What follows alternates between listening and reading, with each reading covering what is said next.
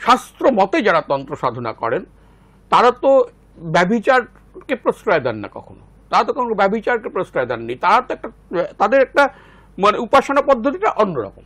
বৈষ্ণবদের, হিন্দুদের তো নানা রকম উপাসনা পদ্ধতি আছে, শাক্তদের একরকম, নবদ্বীপের তন্ত্র সাধনা টিকে ছিল।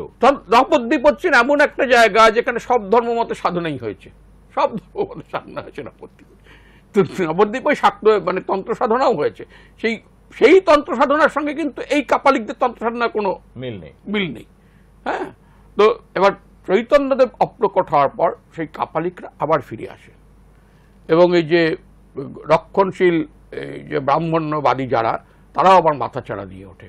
ফলে নবদ্বীপের যে চেহারাটা কিন্তু আবার পাল্টে যায়।